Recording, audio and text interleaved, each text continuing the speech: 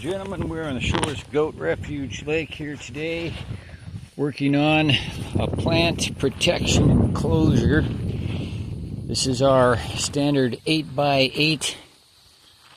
This one has a 4x4 inch goat and sheep wire field fence. They call it goat and sheep wire. It's 4-inch square,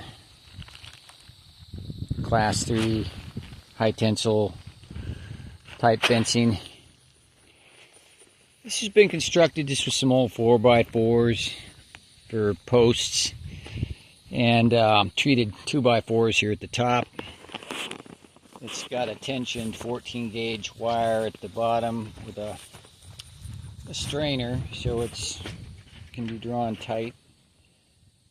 And today we are tilling up with a little shovel here. We're loosening the soil and we're getting up the carrots that are in here. There's a few of the little guys right here. And you can see some kale. There was some red Russian kale grown here in the winter. It grew very well, but the bunnies got in here. So one thing that has to be done is to laminate some finer wire at the bottom to keep bunnies out. So that's a very important observation. The 2x4 inch wire is fine for that. This is a mulberry tree that was planted here this last autumn, early winter, and it's doing great. It's establishing. And I'm going to continue to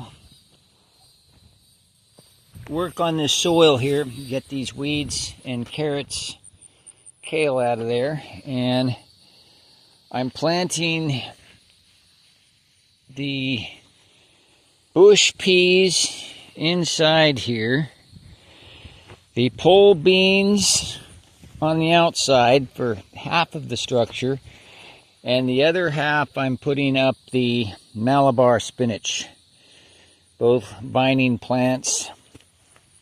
So we're going to maximize the productivity of this plant enclosure in addition to providing a protection for a young tree that otherwise would get destroyed by goats or deer.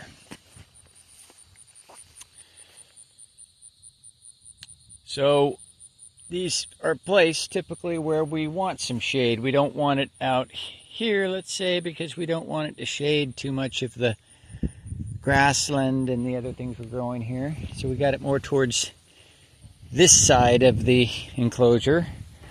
Although you see this is the east here, so sunlight's coming here. It can provide some morning shade, but with the late afternoon shade, that's going to be more to this side, to the east side. And can provide some reprieve for the animals from the sunlight in the latter part of the day. We do have a couple pines here that are retained in this meadow, but we want more diversity. We want some fruit trees, and so this is a logical place for this enclosure. We plan to put another one in right about in here, and then up here in this raised area, this hilly area, this is going to get a lot more pine culling. You can see a lot's been cut just recently, but there's going to be a lot more pine culling, some topping of some of them, and planting of other trees. So there's going to be more plant protection enclosures.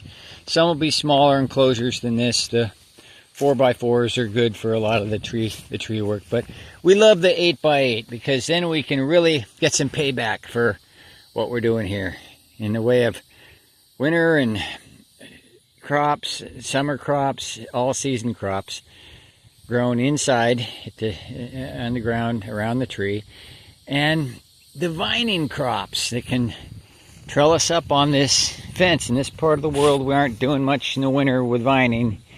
But in the summer, the warmer season, and then towards the end of the summer and the autumn, well, this thing will be just full of vines and producing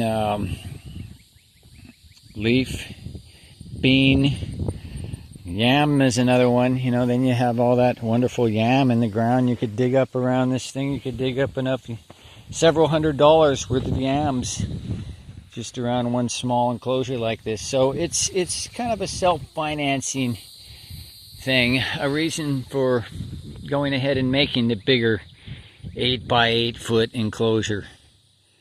It's more work, but it's not that bad, folks. It's not that expensive in terms of materials or time, and it's so much more